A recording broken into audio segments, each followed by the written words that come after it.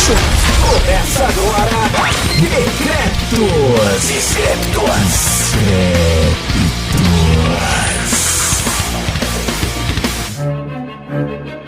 Um bom momento para você que tá ouvindo aí, né, essa grandiosa forma de mídia que é equivalente a você sentar com um pote de sorvete do lado do cartaz de pote de sorvete que tem várias pessoas conversando e curtindo o sorvete, que é o podcast.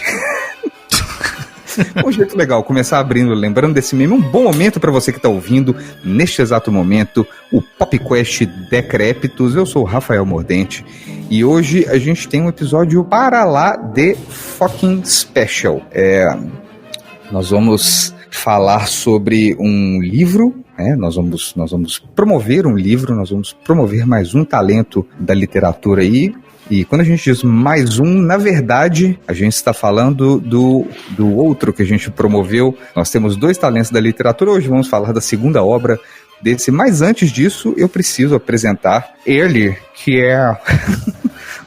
Ele que é um homem internacional do mistério, ele que é um excelente jogador de sinuca, João Carvalho. Está aqui ao meu lado na bancada. E aí, Marília Gabriela, é sempre um prazer incomensurável estar aqui com você. E quero falar, né, que eu como sei fritar um hambúrguer, né, e tenho um inglês mediano, eu já me considero poli-embaixador do Brasil nos Estados Unidos. Excelente, é uma posição que a gente precisa muito dessa posição, a gente precisa de um profissional muito bem qualificado, e eu acredito que você esteja perfeitamente à altura do cargo. Do outro lado, nós temos o embaixador da mistura com o Brasil, do Brasil com o Egito, nosso queridão, nosso menino cuspidor de sangue, Daniel Bayer. Daniel, um bom momento. Oi. Estou aqui. Gente, quando a gente fala que o Daniel está cuspindo sangue, não é uma coisa conotativa, nem uma coisa denotativa, é um sangão mesmo. Porque pobre menino Daniel teve que tirar o seu siso, então o Daniel não tem mais juízo. E ele tá aqui, né, fazendo um esforço gigantesco por todos nós. Então, muito obrigado, menino Daniel. Tá. Então, galera, hoje a gente vai falar de um livro, né? Para quem não lembra ou ainda não chegou nesse ponto da maratona, no episódio 157 a gente promoveu um livro chamado São Lázaro, de um escritor que, assim como o nosso querido Matheus Gamarra, se tornou um queridíssimo nosso. E esse escritor é o Evandro Pereira Luiz, né? E essa é a terceira vez que a gente promove um livro, e no caso, agora, nessa terceira vez, a gente promove o segundo livro do Evandro, e que, a exemplo do primeiro, São Lázaro, foi um livro que, tipo, tomou a gente de assalto. Né? Cara, eu vou me permitir te interromper aqui, Mordente, porque tipo, eu tô até ansioso pra falar, cara. Uhum. O livro é muito bom, velho. E o livro, ele é muito legal. E agora, o livro, ele tem um problema terrível, cara, que ele acaba muito rápido, velho. Sim. Tipo, o Mordente foi o mais fissurinha de todos do clube do livro do Decrépitos. Foi mesmo. Porque assim, o Daniel começou a ler antes, eu comecei logo na sequência do Daniel. Eu acho que eu ainda terminei antes do Daniel, que eu li o livro tipo de um dia pro outro. O Daniel gastou tipo 2 dias e meio pra ler. E o Mordente sentou e leu o livro, cara. O Mordente leu numa cagada. Eu li ele em 3 horas e 40 minutos, e o que pessoalmente pra mim é uma marca, porque eu sou de fato um leitor muito vagaroso, não sou um ávido consumidor da droga literatura. Então, no caso, né, esse livro que a gente vai promover hoje, eu cheguei atrasado, eu li muito depois de vocês, e foi muito, muito rápido, e sou testemunha do João, que é um livro muito bom, sou testemunho do Daniel, que é um livro muito bom, e a gente tá falando do filme... Ele é fácil imaginar como filme. Eu quero um filme. Cara, tipo assim, quero. Se você é a Netflix e está nos ouvindo, cara, faça. Sim. Se você é a Amazon Prime e está ouvindo, faça antes da Netflix. Se você é o Hulu Prime e está ouvindo os outros dois, não faz não, porque ninguém tem Hulu no Brasil e eu quero ver. Exatamente. Sim. Porque É a primeira característica, mas primeiro a gente vai revelar o título desse livro e comentar sobre tudo isso que já estamos, todas essas bolas que estamos levantando. Nós faremos isso logo depois de agora.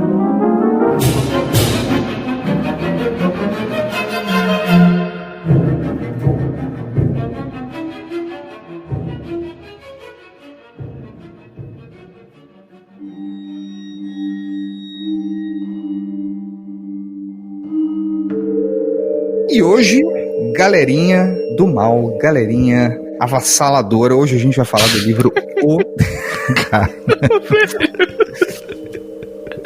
Você é foda, Mordente. Na cama, me esculacha. No beco ou no quarto. Você é sinistro, cara. Para, caralho, eu não posso rir. Desculpa. Está distendendo os pontos na gengiva do Daniel, cara. Muito educativo. Não, é foda, velho, porque o Mordente no escuro é um perigo, cara. Avassalador. Hoje a gente vai falar do livro O Devorador, do Evandro Pereira Luiz. Um livro de suspense, um livro de fantasia, um livro de terror, um livro que tem drama. E a gente começa fazendo aí da forma mais sucinta possível. João, por favor, lê a sinopse. Cara, o bom é que a sinopse ela é curta e ao mesmo tempo ela te fala muito pouco do livro. Você fica falando assim, tá, vou ler pra ver qual é. E na hora que você vai entrando no livro, cara, é um universo que o Evandro criou, cara. Jonas é um adolescente tímido, assombrado por pesadelos recorrentes sobre um homem-lobo. A criatura é real ou apenas fruto da imaginação do garoto? E vai ser com base nisso que o Evandro vai começar a construir um mundo, cara. Primeiro eu quero falar do Evandro, cara. Eu sou muito fã do Evandro, não só de São Lázaro, cara. O Evandro tem uns contos também, que também tem lá na Amazon. Eu vou até chorar com o Evandro depois pra ele fazer um mega pack do Evandroverso, sacou? Pra quem quiser no final, sim, não só comprar o Devorador, mas o cara fala assim, porra, ouvi o episódio do Devorador, quero voltar lá atrás e ouvir o episódio de São Lázaro. O cara vai ouvir o episódio de São Lázaro e fala, nó, que do caralho, eu quero ler o São Lázaro. Aí ele vai falar assim, porra, tem mais coisa do Evandro? Tem os contos do Evandro, tem mais coisa do Evandro. Eu vou falar com o Evandro, nós vamos pedir pra ele vai fazer um mega pack do Evandroverso, cara. Porque, inclusive, né, já adentrando levemente em spoilers, ponto de exclamação. Este livro já é uma parte do Evandroverso. A gente já tem, assim, coisas, tessituras que vão trazendo de um livro pro outro, velho. E pra mim, cara, o Bayer, a gente conversou muito do livro no nosso chat de Zap Zap, né? Se a Abin lesse esse chat, ela ficaria enojada, né? E o Daniel deu a melhor definição do livro de todos os tempos. Que o Daniel falou, e eu cito, é como se o Stephen King tivesse escrevendo na coleção Vagalume. Sim. E isso é muito, muito, muito perfeito pra falar o que é o livro, cara. Porque o livro, cara, ele é muito engraçado, porque, assim, nós somos 3 adultos, né, e, assim, do coração idoso, né, adultos bem velhos, e a gente tá lendo o livro, cara, e o livro é aquela coisa, ele tem uma pegada, entre aspas, infanto-juvenil no sentido do ambiance, né, porque ele é todo ambientado num ambiente de escola, é um jovem, são adolescentes, né, eles vão falando daquelas coisas todas que todos nós passamos pela adolescência. Então, quando você vai construindo o ambiente da escola, gente, e escola é aquela coisa, né? Muda o CEP e mantém-se as decepções, frustrações e dores para a vida inteira, né? Tipo assim, basicamente a escola é igual Itabira, é só um retrato na parede, mas como dói, né? Caralho. Não, cara, mas é verdade. Todos nós temos nossos traumas e tal. Velho, tipo... Porra, mas é sério, cara. Se você não foi um jock, né? Se você não era um atleta cheio de sucesso na escola, cara, você tem seus traumas da escola. É um momento de muita dificuldade, descoberta, de mudanças, assim.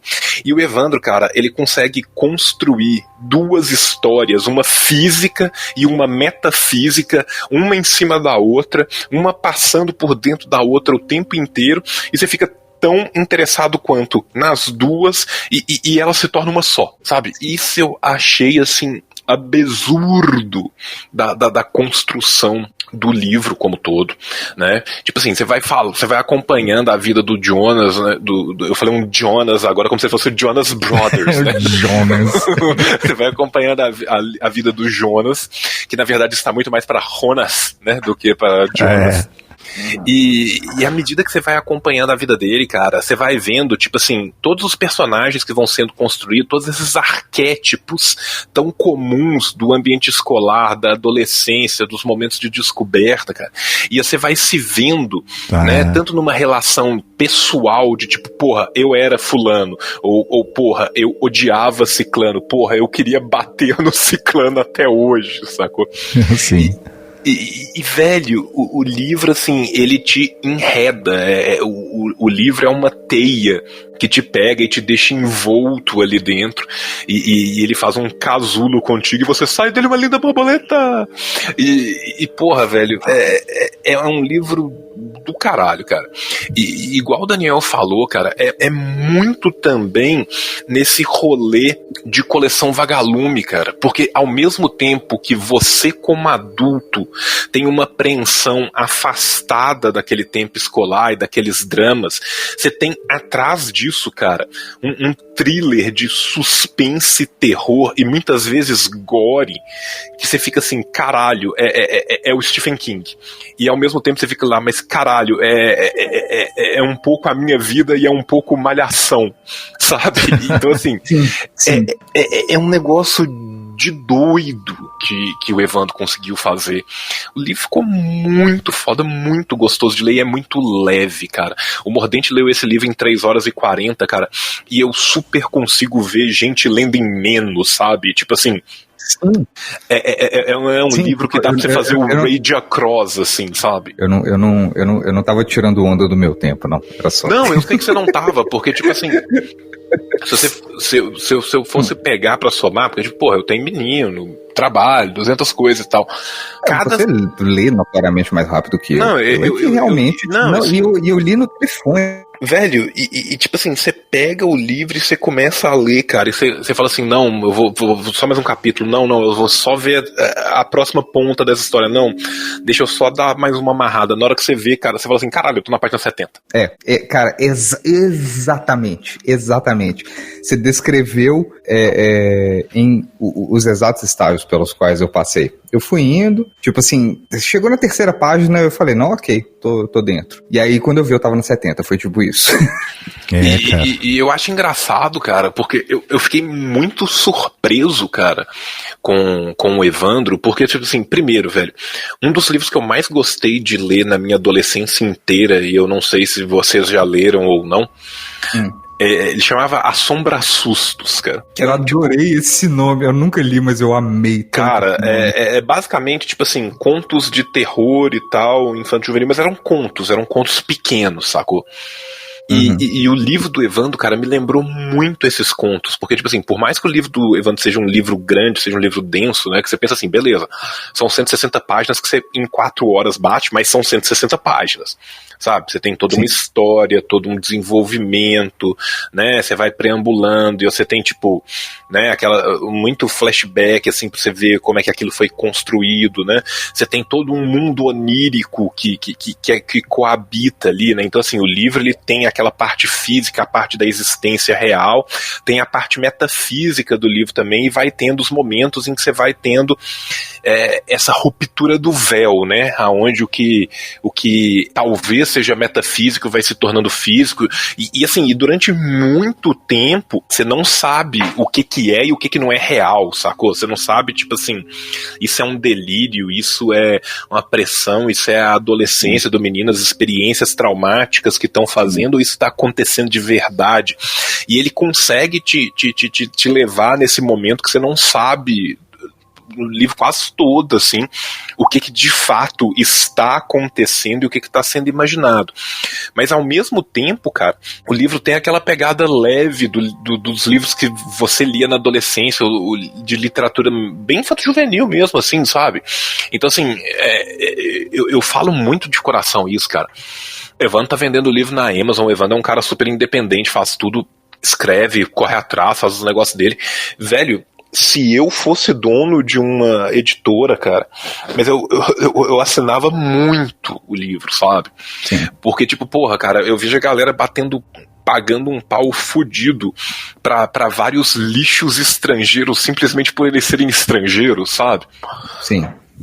E você tem uma construção tão foda, cara, e tão calcada na nossa realidade, cara, porque assim, porra, velho, eu fui de uma escola, né? Por mais que eu e o Mordente sejamos coevos, né? A gente tenha estudado na mesma cidade, a gente estudou em escolas diferentes, apesar de ter experiências muito próximas em escolas diferentes.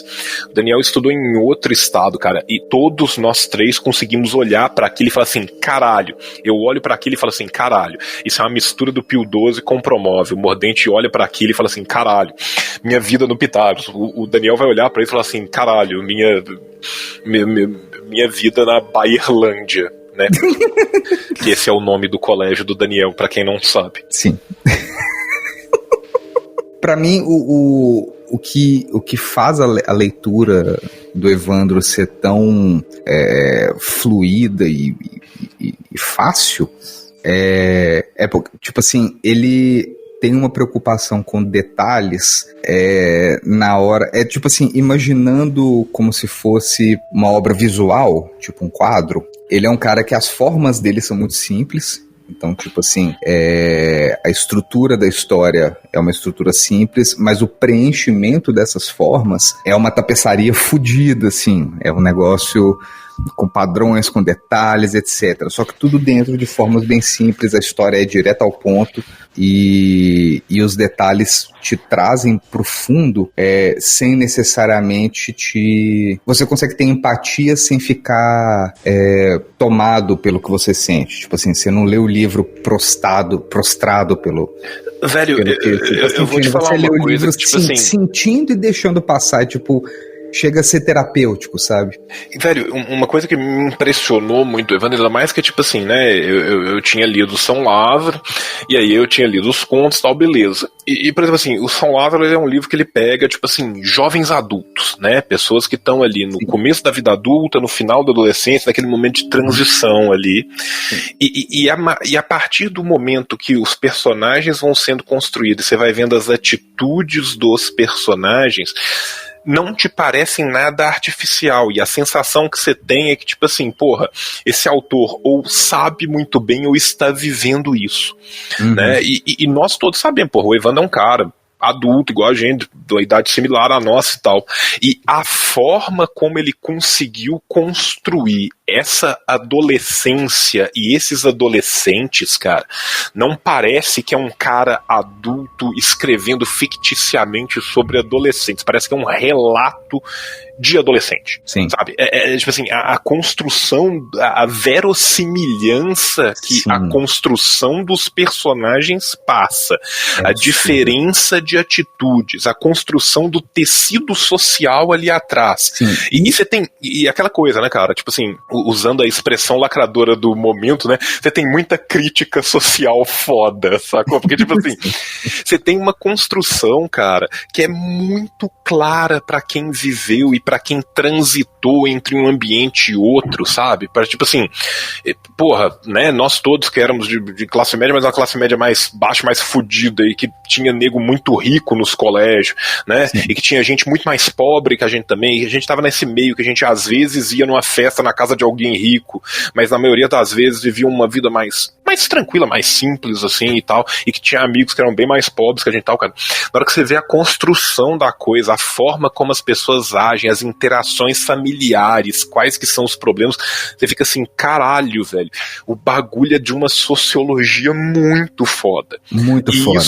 Isso, assim, no plano humano, né, digamos assim. Porque a forma como ele desenha a parte subconsciente, a parte inconsciente, a parte onírica, né, de cada personagem também reflete na construção dos personagens no tecido social, no tecido material mundano. Nossa, cara, e assim, a ele própria... faz essas ligações, essas traduções muito bem. Não, e a própria forma como o mundo onírico, o mundo etéreo de cada um se apresenta pra ele vai forjando ainda mais o personagem. Sim. Sabe? A partir do momento que, tipo assim, o sonho de um é num deserto, tal, mais seco, não sei o que, e o outro já é numa casa que tem um coração que pulsa no fundo, não sei o que, tal. O personagem real, ele é composto também com o personagem onírico, sabe? E a forma como essas duas linguagens, do sonho e do real, do físico e do metafísico, elas vão caminhando par e passo, e uma ajudando na construção do outro, cara, é um bagulho que te pega, assim, muito por dentro, cara. Sabe o que me lembrou, isso que você tá falando, cara? Me lembrou Neil Gaiman. Sim! Que, inclusive, é citado, né, no livro. Sim. Você vê que ali as referências do Evandro são as melhores possíveis, né? Sim. No começo tem uma frase do Alice in Chains, eu já amei. Cara, na hora que eu abri e vi aquilo, eu falei, caralho, o Mordente já vai gostar do livro de graça. O Evandro fez sacanagem pra pegar o Mordente, sacou? Eu quis falar que eu, tipo, na página 3 é tipo, tô dentro, mas quando eu li a frase do Alice in Chains é tipo, tô dentro. Tô dentro. Logo na capa. E assim, cara, eu vou ser muito sincero, cara, eu acho que quando a gente leu o São Lázaro, eu fui o que mais pirei no São Lázaro, saco? Eu gostei muito, Mas eu, assim, eu sou apaixonado com o São Lázaro, eu acho o São Lázaro muito foda, assim. Eu também, inclusive eu li ao mesmo tempo, cara, foi um baita choque tipo, um choque muito bom, sabe? Porque, tipo assim, antes de ler o livro, eu tava esperando algo na linha do São Lázaro, entendeu? Tipo assim, eu tava esperando uma coisa que fosse mais adulta, mais ocultista, mais tal, e aí ele surpreende de várias formas diferentes, cara. Primeiro com essa pegada, né, de ser personagens adolescentes e tal, que já te joga num outro universo, e depois com a construção do mundo onírico, e mais ainda com a construção do hall de referências, cara. E isso é um negócio que eu achei do caralho demais, cara. Porque assim, porra, velho, a gente tá cheio, cara, lotado de referências do caralho pra construção de imaginário, né, de teologias e tal, dentro da América do Sul, do Brasil e tal, e ninguém aproveita isso, cara, e é sempre aqueles mesmos clichês europeizantes de sempre, sabe? Isso eu achei do caralho. Ainda mais que quando eu li no começo, assim, porra, Homem-Lobo, beleza, vai ser um lobisomem, né? Você já pensa naquele lupino clássico, quase você pensa no RPG da White Wolf, né, do lobisomem, o Apocalipse e tal, e eu já achei que ia ser aquilo, cara. E a partir do momento que eu fui começando a ver quais eram as referências e aonde que ele ia buscar a construção, cara, que eu falei, caralho, vai ser uma mistura de tipo Sandman com História del Tahuantinsuyo, sabe? Eu fiquei tipo assim, velho, o maluco é muito bom, cara, sabe? Sim. Porque tipo, o Evandro saiu muito de dentro da caixinha pra essa construção, cara. Sim, foi mesmo. E porra, velho, eu achei isso muito foda mesmo, e achei muito do caralho também, cara, que ele soube trabalhar com grandes arquétipos sem ficar clichê, sabe? Porque, tipo assim, velho, tipo, toda escola, todo Balados no Baile, toda Malhação, toda literatura infanto-juvenil que vai falar de escola, acaba que você tem sempre os grandes clássicos, né? Você tem o nerd mais afastado, você tem o atleta meio burro, você tem o cara riquinho babaca do bullying e tal. Apesar de trabalhar com esses grandes arquétipos, esses arquétipos só existem porque eles existem na vida real. Isso né? Assim, tem um personagem ali que sou eu, cara. Eu me vi no personagem. Não vou dizer qual vai ficar o mistério aí. Ele é importante no final, fica aí a dica. E não é o Jonas. E tem um negócio que esses arquétipos, quando você para pra pensar com mais calma e já com o livro bem absorvido, se aplicam a tipo, praticamente qualquer estágio da vida em que você está habitualmente inserido num contexto social, seja de trabalho, de família, que tem um grupo mais largo, os arquétipos meio que continuam se aplicando, né? eu acho que o número de arquétipos disponíveis aumenta com o tempo, mas eles continuam se aplicando. Você olha pra aquilo e fala, cara, é fulano da repartição, saco? É fulano de não sei onde. Sim, cara, sim. Tipo, eles vão se aplicando de qualquer forma. Então, é realmente tudo muito bem desenhado, é tudo, sabe, não tem ponto sem nó, é tudo muito... Não, e eu vou te falar uma outra coisa, cara, que o Evandro fez, cara, e que é uma das coisas que eu mais adoro neste planeta, cara, que é construção de universo, cara. Sabe? Tipo assim, quando existe uma permeabilidade, sabe? Entre várias coisas de um mesmo autor, assim. Isso eu acho muito legal, cara.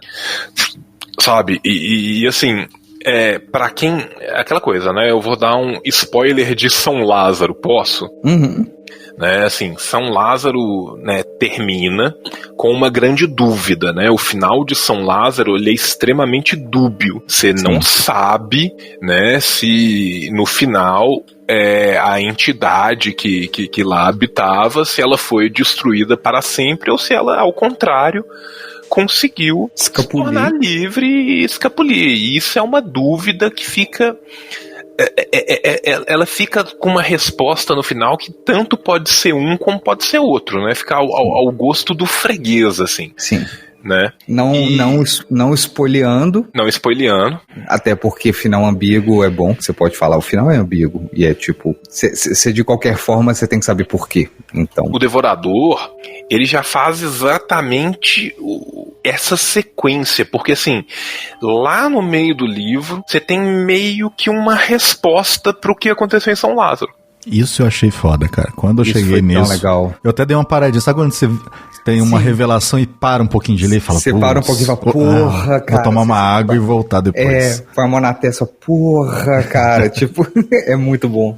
E é tão assim, sabe? Não é jogado do nada. Não, assim. é casual. É uma tretinha. Não é exatamente amarrado com a treta, mas tipo, é um túnelzinho. É tipo quando você descobre um túnel numa fase do videogame, sacou? Sim. Você, tipo assim, você já tem uma noção do percurso. Ó, caralho, um túnel. E aí você entra no túnel. Olha, eu saí do outro lado, saca? É bem isso mesmo, cara. É muito doido. E cara, é um negócio muito louco, cara, porque, tipo assim, são só os autores muito cabeção e obscuro que fazem isso, tá ligado? Sim, porque... por isso lembrou muito Stephen King, que todos os livros dele se passam no mesmo universo, né? Sabe, me lembrou o Stephen King. Sabe quem mais que me lembrou esse tipo de construção, cara? Que é um cara que é argentino, né? Por mais que ele tenha feito a carreira dele toda na França, é o Gaspar Noé, cara. Pode crer, verdade. Porque a primeira cena de Reversível é o final do filme que veio antes, né?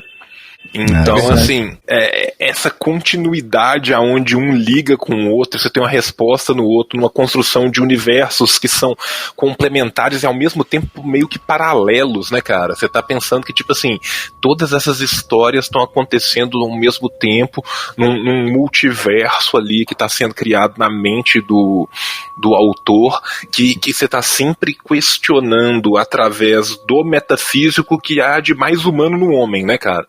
Porque, assim, muito mais do que ser simplesmente, assim, uma novela metafísica, do que ser, né, um romance de espíritos e sonhos e criaturas sobrenaturais, essa parte sobrenatural, na verdade, ela serve para falar da parte natural, né, assim, da vida das pessoas, das necessidades das pessoas, dos erros, dos problemas das pessoas e tal. Então, assim, eu acho foda isso, da mesma forma, né, que em São Lázaro, em última instância, a gente tá falando lá de escolhas, né, de relacionamentos, de comportamentos e tal, né, e tipo, o pano de fundo todo sobrenatural, ele é muito importante, ele constrói o universo, mas, assim, em última instância, o primeiro plano são as pessoas, são os homens, é a vivência humana, sacou? Tipo assim, o super-humano, o não-humano, né, o sobrenatural, ele tá ali muito mais para trazer foco pro humano do que como um primeiro plano, sacou? Não é uma coisa que, tipo assim, não é um romance sobre um vampiro e que o que importa é a vida sobrenatural e o sobrenatural. Não. O sobrenatural, ele tem uma função ali que é de jogar luz sobre aquela ficção humana que tá sendo, aquele drama, aquela tragédia, né? Porque se a gente for pensar, né, assim, de uma forma muito grega, assim, isso é uma tragédia, né? Os livros do Evandro são grandes tragédias, né? Porque eles constroem toda uma história, toda uma narrativa com base exatamente nessas superações de grandes problemas, resoluções que causam novos problemas e novas contradições. E, porra, foi do caralho, assim, cara. Esse é mais tragédia ainda, ouso Nossa, dizer. pra caralho. O final do livro, você fica, porra, caramba. Não, o final do livro é uma grande tragédia, o final do livro, ele meio que faz, né, aquela... É quase que aquela narração em arco, não é uma narração em arco porque ele não começa e não termina no mesmo ponto, mas é no desenvolver do livro que você vai entender como que a tragédia da infância do Jonas, né, acaba voltando nesse momento. Sim, quero muito uma continuação com as crianças mais velhas. Adultos, hein? Imagina. Olha aí. Cara, eu já tô, assim, aguardando ansiosamente as cenas do próximo capítulo, onde todos estarão interconectados, cara. Sim, cara, isso foi um livro que me deixou ansioso mesmo. Me deixou, tipo assim, como assim não tem outro pra eu já começar? Cara, a minha vontade na hora que eu terminei era de mandar uma mensagem pro Evandro e falar assim, mais 35 páginas na minha mesa até amanhã, sacou?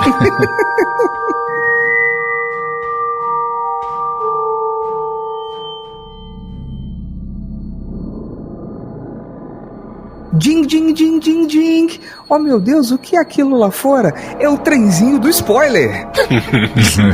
Gente, agora é a hora que tá liberado. É a hora que a gente vai falar da história propriamente dita e a gente vai percorrer aí os pormenores. Então, se você, por acaso, já se interessou pelo livro, né? Você pode procurar O Devorador na Amazon, adquirir lá por uma quantia modesta. Tá baratinho, vai se divertir, se você já tem Kindle, essas coisas, esses leitores, vai se divertir. E assim, aceita do tio, que é um mau leitor. Eu li num telefone de 5 polegadas num PDF e eu devorei o negócio. Então assim, não existe...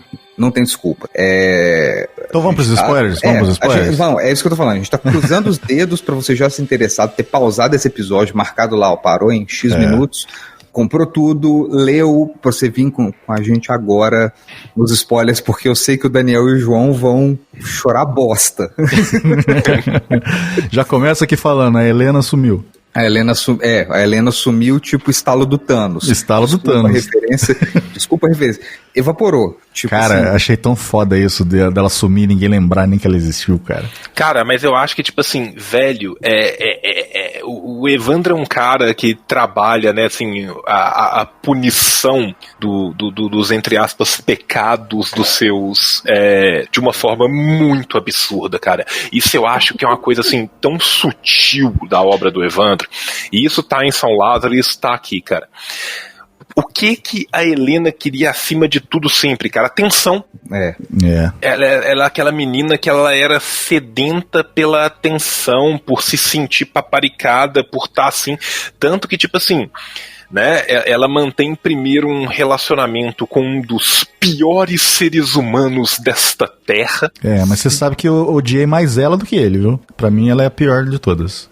Não, mas é isso que eu tô te falando. Quando ela sumiu. E depois ela basicamente seduz e envolve só pra ela se sentir, né, com a atenção que ela quer o tempo todo, o melhor ser humano dessa terra. Então assim, qual que é uma destruição melhor pra alguém que quer ser o centro da atenção e que precisa de manipular os outros pra se sentir, né, assim, paparicada o tempo todo e que quer ser o centro o tempo todo, do que o oblívio, do que a destruição completa, o esquecimento total. Sacou? Porque, tipo assim, porra, a Helena era tão babaca, cara, né?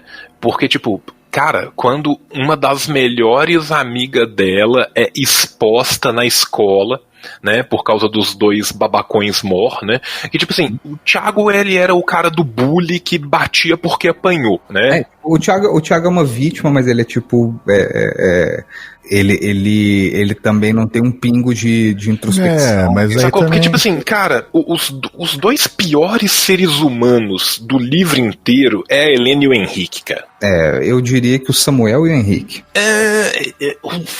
O Samuel é muito ruim também, mas eu ainda acho a Helena pior pelo tanto que ela é manipuladora, sacou? É verdade. O Samuel é um babaca clássico que só tá interessado no ganho dele, independente de qual ganho seja esse, seja financeiro, seja pegar uma mulher e tal.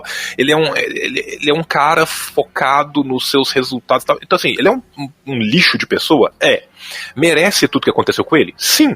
Agora, o Henrique é pior, porque o Henrique é o cara que distrata, maltrata, pisa em cima pelo simples fato que ele pode. O Henrique é o pior, cara. Nossa, e assim, todo mundo que sofreu bullying pra gente rica no mundo teve um Henrique na sua vida, cara. Cara, eu pagaria uma taxa extra da Copasa pra trocar a minha privada pela boca do Henrique e usar todo dia, cara. Sabe? Então, assim, o Henrique, ele é o pior ser humano do livro inteiro, cara. Sacou? O Thiago, cara, em última instância, ele é uma vítima, ele é um coitado, sabe? Ele é um cara que, tipo assim, e o foda do Thiago, cara, o Thiago, ele é um coitado, mas ele é imune ao aprendizado também, cara. Pois é. Porque isso que é o foda do Thiago. Porque, tipo assim, tem muitas horas no livro que você quer sentir consternação, que você quer dar um abraço no Thiago e falar, caralho, menino, não faz isso, essa é uma fase, vai passar. Mas aí, cara, o Thiago não se ajuda a ser ajudado, cara. Sabe? E você vê que o Thiago tanto não se ajuda a ser ajudado que a entidade dá um rio de chance pra ele que ela não dá pros outros. É verdade. Tá? A entidade vira pro Thiago várias vezes assim, moleque, não faz isso, moleque, olha o que você tá fazendo, moleque, olha o sofrimento que você causa nos outros, moleque e tal. Aí no final ela fala assim, mano, na moral, eu vou te matar, porque você é trouxa. E tipo, eu juro que eu tentei, todo mundo tá vendo que eu tentei, quem tá sentado em casa lendo tá vendo que eu tentei. Sim. Então tá foda, sacou? E o Thiago ainda é pior ainda a partir do momento que você começa a ver o irmão do Thiago. Porque assim, o Thiago, qual que é a história do Thiago? O Thiago é o caso clássico, né, do cabo que apanha do sargento e quando vira sargento bate no cabo. Né, assim, é aquele ciclo vicioso, aquele Ouroboros de merda, né, vem de uma família abusiva, pai alcoólatra, pobreza, o pai na pobreza, no alcoolismo, descontava nos filhos, e é óbvio, né, que o Thiago apanhava muito, mas com certeza o irmão do Thiago apanhou o mesmo tanto. Sim. E o irmão do Thiago, ao contrário, vira uma pessoa maravilhosa, porque o irmão do Thiago abandona a escola para trabalhar, para sair dessa vida maldita, leva o irmão dele junto e fala pro irmão, só estuda, tenta não ter que passar pelo que eu tô passando, porque eu te amo. Então assim, você vê que o irmão do Thiago, cara, no dia do arrebatamento, o carro do irmão do Thiago estará desgovernado.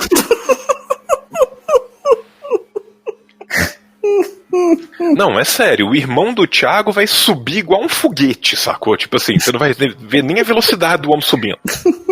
O irmão do Thiago é uma pessoa excelente. O Thiago, em compensação, ele só conseguiu absorver violência e cuspir violência. Né? Não conseguiu filtrar, não conseguiu reaproveitar. Não conseguiu filtrar e sequer conseguiu direcionar.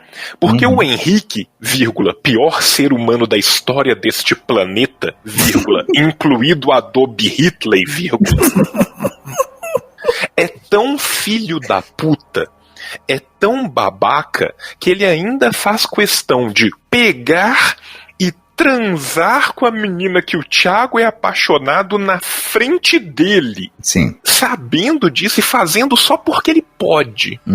Sacou? Então assim, velho, o Henrique, ele é abjeto. E aí tá mais uma coisa que o Evandro consegue fazer de uma forma muito foda, cara. Que é construir um personagem completamente abjeto que você odeia ele desde o primeiro momento que você conhece, cara. Sim. Porque o Henrique não é o cara que você vê no começo e fala assim, ah, não, mas pode ser um cara legal, vamos ver. Não, cara, desde que o Henrique aparece no livro, ele já aparece sendo babaca, e você já falou, eu já não gostei deste cara. Sim, eu gosto muito dessa construção de personagem dele, que eu acho que é um dos motivos também pelo qual a leitura é tão gostosa, tão fácil, tão fluida, que é justamente o lance de que ele te permite sentir todo um escopo de emoções, podendo direcionar elas. Então, tipo assim, você não se vê entrando em redemoinhos por causa de personagem X ou Y. Você meio que vai sacando e você meio que vai, tipo, sentindo raiva, compaixão, susto, angústia, etc. E você vai meio que transitando de uma para outra. O livro meio que te leva a isso, né? Você não tem muito um senso de ambiguidade completa na construção dos personagens. Então você pode transitar de um pra outro e curtir pra caralho, saca? Perdão, eu dei uma engasgadinha aqui. Eu quero falar de um outro personagem que eu adorei a construção do personagem, cara. O Paulo, cara. O Paulo é um personagem massa. O Paulo eu acho um personagem muito massa, cara, porque o Paulo é o Skittles do nosso Doug Funny. Cara, obrigado, cara. Ele é o Skitter Valentine demais. Sacou? O Paulo é o clássico amigo do coração puro, cara. É verdade, é totalmente isso mesmo. Sabe, o Paulo é um menino sem máculas, cara. Sabe, o Paulo é o filho que todo pai gostaria de ter. O Paulo, ele é educado, o Paulo, ele é gentil, o Paulo conversa com todo mundo, o Paulo tenta se livrar dos seus próprios preconceitos. O único problema do Paulo é que ele tem o dedo podre. Bastante. Sacou? E ele se apaixona não pela Helena que existe, mas pela Helena que ele cria na mente dele. Exatamente. E desde o começo você vê como que existe essa quase que, né, uma vestalidade, essa objetificação não real, né? Quase que é uma canção medieval de amigo, a relação do Paulo com essa Helena totalmente idealizada. E essa idealização é muito comum, né, da paixão adolescente, dessa paixão pueril. Né? Não, é 100% comum, eu diria, inclusive. Sabe? Então, assim, o Paulo, cara, porra, velho, o Paulo, assim, eu quero que meus filhos cresçam com a gentileza e a alma bacana do Paulo, cara. O Paulo é um cara muito bom, muito gentil, mas tão puro que chega a ser inocente e pueril. Uhum. Né? Então, assim, o Paulo é esse menino que ainda não cresceu, até por talvez não ter apanhado tanto da vida. Vai ser. E muito ironicamente, a grande surra que ele toma da vida é apagada da mente dele, né? Eu tinha uma super curiosidade de ver essa continuação, porque, tipo assim, o Paulo apanhou, mas beleza, ele apanhou e teve ficou em coma e tal, esqueceu completamente o que tinha acontecido. A situação como se dá no final é uma situação de ataque, né, que pode ter sido um animal, pode ter sido uma pessoa, pode ter sido qualquer coisa, mas basicamente você teve duas pessoas sendo atacadas e uma delas não sobreviveu, né, que o Henrique morre, a Helena deixa de existir no estalo do Thanos, ou seja, ela nunca existiu, né, e o Paulo não vai ter lembrança nenhuma de como que aconteceu esse ataque. Então ele podia ter muito bem ido encontrar com o Henrique. Como que ele se meteu nessa. Exatamente. Então assim, se alguém virar pra ele e falar assim, não, você foi encontrar com o Henrique pra jogar Pokémon. Beleza. Então assim, ele não sabe nem a situação pela qual ele passou. Então assim, o Paulo, em última instância, ele é preservado na sua inocência. E isso também é uma outra coisa que eu fiquei pensando, assim, sabe quando você fica, às vezes, tipo assim, você lê o livro a primeira vez, aí na segunda vez que você vai ler o livro, você começa a pirar numas piras muito metafísicas e ético-morais, assim. Eu fiquei super pirando nisso, sacou? Que tipo assim, se a Helena é a personificação da vaidade, né? E a vaidade é punida, né, com o esquecimento. O Paulo é a personificação da inocência, e a inocência é restaurada com a preservação. Só que a preservação da inocência mantém a inocência inocente. Então, ao mesmo tempo que ele é preservado, né? A punição, entre aspas, pela inocência dele é a confusão. porque ele vai olhar pra... Sim. Ele vai tipo assim, quê? É aquela coisa, o prêmio dele é se manter pristino em sua inocência e a punição dele é se manter inocente na sua inocência. Sim, uma hora ele vai ter que largar de tipo assim, por quê, cara? Por que eu acordei na cama de hospital? Tipo assim, que porra foi essa?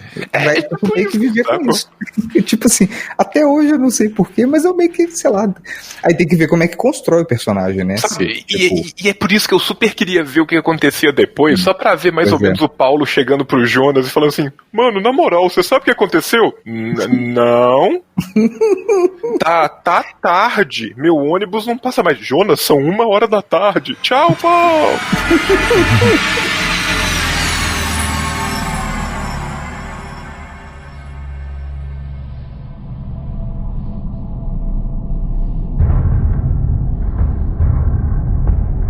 Então, no meio dessa tapeçaria de personagens, né, dessa jornada multicolorida e multidimensional que a gente tem aí, né, que a gente conseguiu dar spoiler sem dar spoiler, né?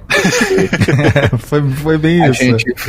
A gente revelou detalhes suculentíssimos sobre o livro, sem necessariamente entregar a história propriamente dita, exceto por uma ou outra cena que a gente descreveu, né? E a gente tem que agora falar também de como que é a resolução da treta toda, né? E o que é a tal coisa do Homem-Lobo? Por quê? Porque o Jonas passa o livro inteiro sonhando com uma criatura com aspecto de lobo, com os olhos vermelhos, a boca sangrando, e é um lobo feito de sombras, então ele deve ser... eu hoje aqui. Eu só vou te falar uma coisa, velho. Pra gente poder falar da parte metafísica, a gente tem que falar do personagem mais discreto e mais fundamental do livro inteiro, cara. Sim. Que é o cara que é tipo assim... Sabe quando você faz tipo uma tapeçaria que você tem um único fio que tá trançado com todos os outros, que se esse der ruim o tapete desmonta? Sim. Não. O nome deste fio neste livro chama Mateus, cara. Sim. Mateus, e eu vou ser sincero com você, cara, eu me vi demais no Mateus, porque o Mateus é o adolescente esquisito e ocultista. É o médium da turma. Sacou? É o psiconauta da turma. Exatamente, o Mateus é o necromante da Raid, sacou? Justo. O Mateus é o Tremere do grupo de vampiros, sacou? Então assim, porra, velho, o personagem do Mateus é muito foda, cara, porque o Mateus, cara, toda escola tem um adolescente maluco, esquisito, ocultista que veste preto e lê livro dos mortos egípcios e coisas congêneres, sacou? E tipo, porra, cara, a descrição do Mateus é muito boa, a forma como ele age é muito fenomenal, e é o Mateus que vai inclusive tecer o Evandroverso, né, cara, porque é ele que vai entrar em contato com os outros personagens, né, com a personagem principal do São Ladro e tal. E o Mateus é muito foda nisso, cara, porque o Mateus é o cara que tem ao mesmo tempo a busca deste conhecimento e a, entre aspas, a sensibilidade metafísica, mediúnica ali.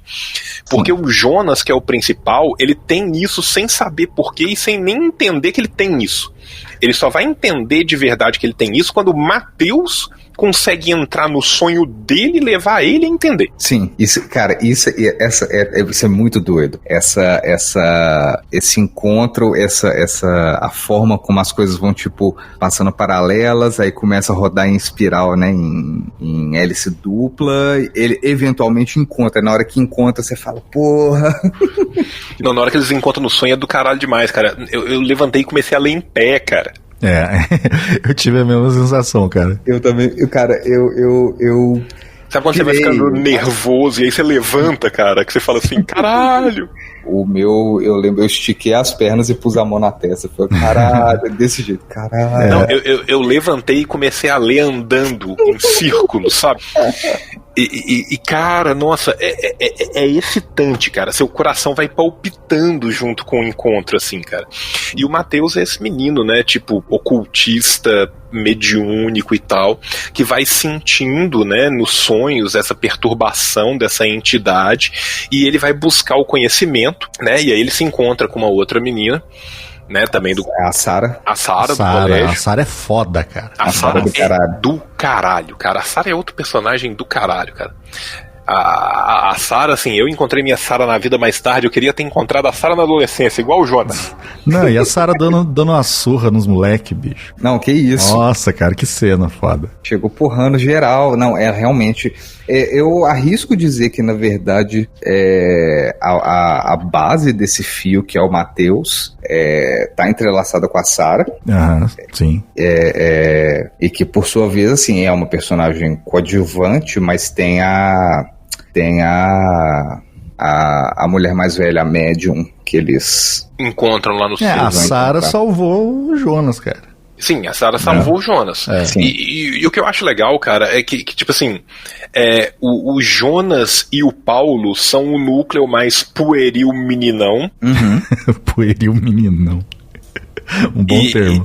E a Sarah e o Matheus são o núcleo mais quase adulto, assim, sabe? Tipo assim, são mais maduros. São os personagens mais maduros. E é exatamente a complementariedade dos personagens mais maduros com os personagens mais inocentes que criam esse lado, digamos, bom da força, assim. E se a Sarah e o Matheus são projeções do Jonas e do Paulo no futuro? Olha a teoria do Evandroverso aí. Caralho, cara, olha o Mordente, cara. O Mordente já misturou Evandroverso com Dark, né, cara? E agora é uma grande viagem temporal que a gente vai descobrir daqui a 7 livros, né, cara? Aí depois o Evandro vai tentar bater a bilheteria do Stephen King. Não, aí o Evandro é o contrário, ele tá ouvindo o episódio e anotando, falando, caralho, que ideia ótima. Eu sempre pensei nisso, hein, gente. Mas João, isso que você falou é foda. O pessoalzinho, a galerinha que é mais madura, juntar com o pessoal que ainda tava meio na infância, acho que isso que é legal, que faz evoluir, né, todos ali. Que estão em volta. Sem isso não ia ter nada. Cara, porque, tipo assim, o núcleo mais, entre aspas, infantil, ele traz de volta vida, cor pra vida do núcleo mais maduro. Sim, que já era um pessoal mais sofrido, né? E era um pessoal muito desencantado, né, cara? Era um pessoal que vivia num mundo muito cinza, né, cara? Sim. E é exatamente, né, assim, o Jonas através da questão metafísica, né? E também, obviamente, através do seu relacionamento. E o Paulo com a sua gentileza de procurar, de conversar, de trazer as pessoas pra dentro e tal, que meio que reencanta o mundo dos desencantados. Sim, essa relação entre os 4 ali é exatamente isso. É alguém que chega com tipo um caldo primordial ali.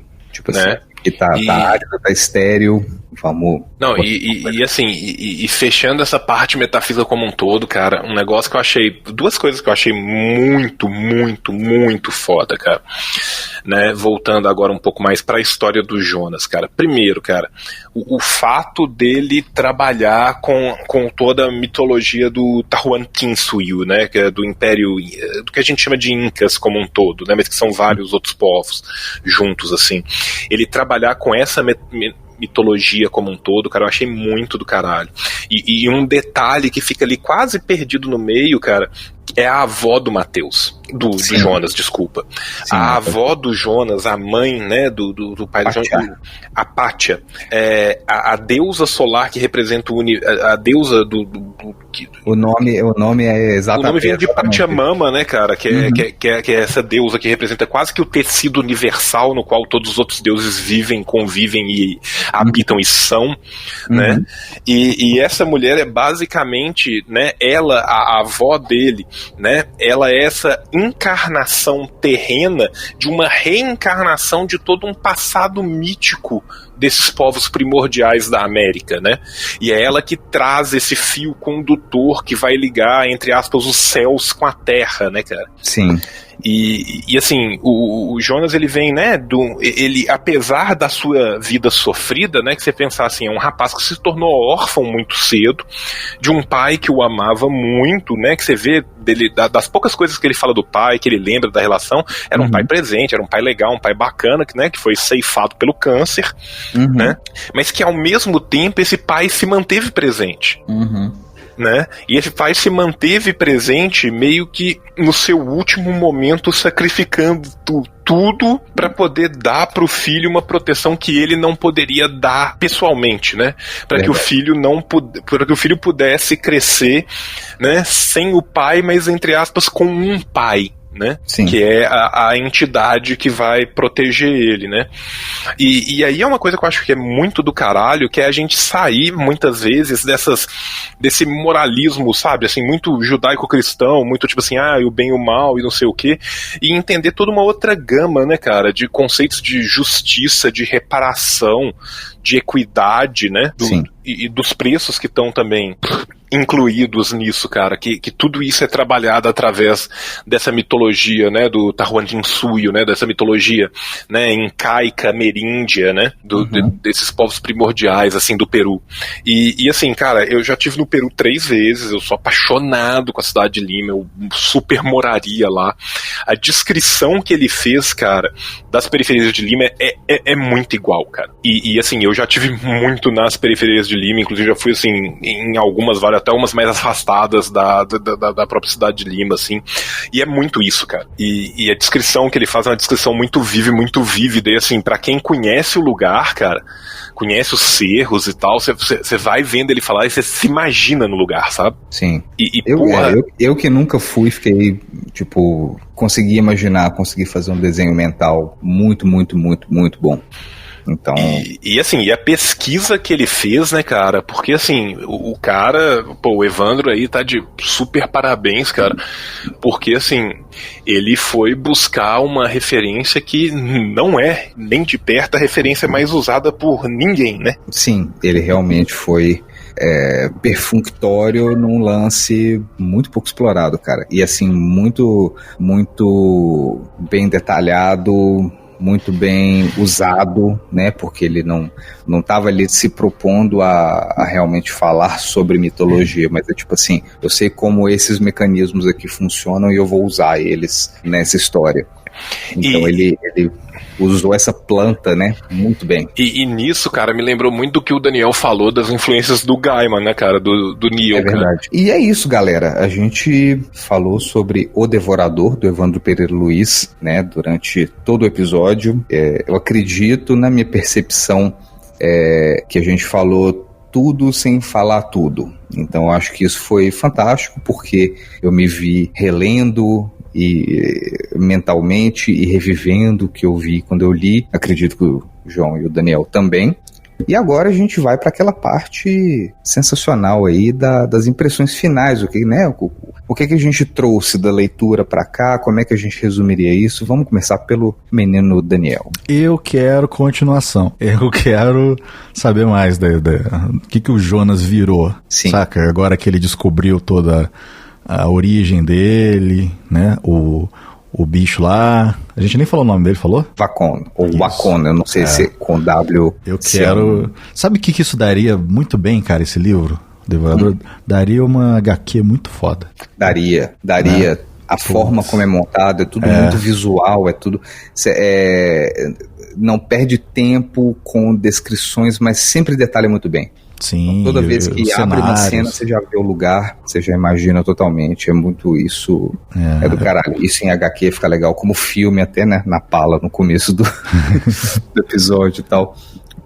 Tem uma pegada bem cinemática, de visão de cenas, sequências e tudo mais. É tudo muito foda, então tô de pleno acordo. E eu queria muito, viu, Evandro, você que tá ouvindo aí, queria muito, sei lá, assim, uma continuaçãozinha, ver os rumos que o pessoal que sobreviveu levou na vida e tal. Fica aí a ideia. Eu gostei bastante, cara. Faz mais aí, Zé. Pô. Escreve mais aí.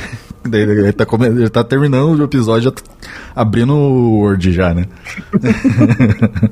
Já pegando o TK3000 dele offline, que é o que todos os grandes gênios da literatura fazem, né? Que tem o computador offline para escrever, para não distrair com nada. E para não vazar nada, né? Para não vazar. Mas eu achei muito foda, cara. Eu tô querendo ler de novo agora pra, sabe, já sabendo o que vai acontecer, pra pegar algum detalhe, porque você sempre consegue pegar na segunda leitura, assim, né? É tipo você ver um filme de novo, você tem coisa que você não... Você fala, olha, aqui, desgraçado, aqui já tava já explicando o que ia acontecer lá na frente. Sim. Né? Deve ter muita coisa que a gente não pegou, eu vou ler de novo, com certeza, cara. Eu também. E você, Joãozinho? Joãozinho da metafísica. Então, cara, eu super concordo com o Daniel. Eu adoraria ver uma continuação, mas eu ainda sou mais ousado, cara. Eu sou aqueles cara chato que não apenas pede uma coisa, como pede uma terceira coisa muito mais difícil pra dar trabalho, sabe? A gente tem no São Lázaro, né, um romance, né, que é tipo assim, uma tragédia, um romance ali que é um coming of age, né, assim, que é tipo, pessoal entrando na vida adulta. A gente tem aqui no Devorador, né, os adolescentes, e eu queria ver, cara, um romance adulto desse universo com todo mundo, sacou? Todo mundo de meia idade pra velho, sacou? Os desdobramentos disso na vida e as interações do Evandroverso. Ele fala no... Sacou? E eu ainda queria muito, cara, meu sonho de consumo, cara, que eu fiquei muito assim, cara, quando a Helena sumiu, eu fiquei pensando assim, caralho, como que isso vai ser resolvido a longo prazo na vida do Paulo? Porque, tipo, o Evandro escreve de forma genial, então, assim, né, a gente pede pra quem pode. Eu queria muito, cara, ler, tipo assim, o Paulo com 30 e tantos anos de idade, se sentindo atormentado e não sabe por quê, e perseguindo essas memórias pra tentar reconstruir o que aconteceu na adolescência dele. Essa aqui é um spin-off do Paulo. Eu quero um spin-off do Paulo de meia idade tentando descobrir se existiu ou não existiu uma Helena na vida dele. Nossa, mas esse ia ser tão sofrido, cara. Cara, mas Tadinho. Eu gosto de sofrimentos do jovem Werther, sacou? Eu quero é chorar. No Devorador, ele fala quanto tempo tinha acontecido o negócio de São Lázaro? Acho que não, né? Cara, não quanto tempo, mas ele fala, tipo assim, né, que eu fui... Alguns voltei, anos, já né? tem um tempo, acho que tinha tipo uns 2 anos, alguns anos, alguma coisa assim. Ah, tá. Não, só pra saber, porque daí a idade da galera não tá tão distante do... Não tá, cara. Tipo assim, o pessoal de São Lázaro, vamos falar que esses meninos têm tudo entre 13 e 16. O pessoal de São Lázaro vai ter entre 22 e 25. Imagina um livro. Olha, Evandro, desculpa, a gente vai estar muito... Imagina o que você quer. Eu já sei qual romance que você quer. Ah, será que é isso? Imagina um livro, lá não precisa ser logo agora, mas tipo depois de vários livros legais, com um embate entre o demônio do São Lázaro e o Facon, o lobo, o homem-lobo. Tipo, o Jonas controla ele, né? Olha, eu vou fazer, eu vou dar uma ideia mais ainda. Eu vou juntar a minha ideia com a do Daniel.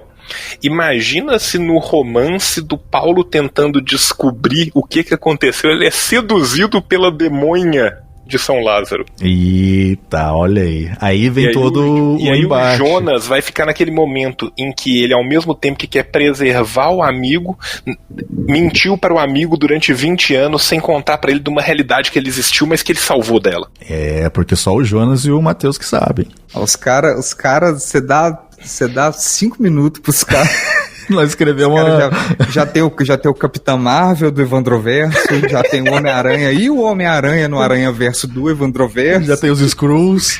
Já tem os Skrulls, já tem... Os caras já montaram... Seria foda, cara. Droparam o negócio inteiro. E assim, quem sou eu pra reclamar, pra falar de qualquer coisa, bicho? Porque eu adoraria ver todos esses desdobramentos, eu pensei em vários, mas assim, na minha impressão final, eu acho que dá pra acabar, não precisa fazer mais não, vou parar com essa porra, né? Parou, acabou com essa porra. Assim, se ele também não quiser continuar o final, também tá ali, né? Eu vou de uma opinião mais radical ainda do que de vocês dois. Vocês, né, empilharam coisas aí correlacionadas. Eu acho que tem que ter mais um livro, porque a gente tem o Pesadelo também, né, nessa lista da coleção do Evandro, mas eu acho que devia ter mais um livro com mais uma porta aberta para mais alguma treta, porque eu acho que não tem portas o suficiente nessa construção. Eu quero mais um filme solo de origem de uma galera. Eu vou ir além. Agora eu já vou fazer a morte de Logan do Evandroverso aqui. Imagina que foda que seria um livro 50, 60 anos no futuro, numa distopia, aonde um jovem, num mundo completamente desencantado e onde não existe espaço para sequer cogitar o sobrenatural, encontra um livro do seu velho avô, Mateus, falando sobre suas peripécias místicas ao longo da vida. Olha, boa, hein? Ficaria mais detalhes, né, do que aconteceu na vida do Mateus. Sacou? E aí, tipo, quase que, tipo assim, uma coisa meio Ender's Game, assim, uma coisa meio, tipo assim, um jovem contra um mundo desencantado, entendeu? É, tipo assim, Charles, o mundo não é mais o mesmo. Caralho, cara, olha não, que isso. Ou seja, a gente basicamente o Evandro nessa hora já tá chorando sangue, né, cara? E a gente promete que a gente não vai cobrar royalties dessas ideias todas. Exatamente, as ideias são todas suas, cara. Você sempre teve elas na sua cabeça, a gente só tá falando elas, cara. Lembrando aqui que o único autorizado a usar as ideias é o Evandro. Você que tá ouvindo aí, ó, exatamente. não vai copiar, não. Se você que tá ouvindo isso aí ficar milionário, eu vou ir no lugar que você estiver assinando o livro e vou te bater com os livros. Eu vou levar o lobo na sua casa. É exatamente isso. Se for preciso, eu e o Daniel vamos sacrificar o Mordente pra Wacom quantas vezes for necessário.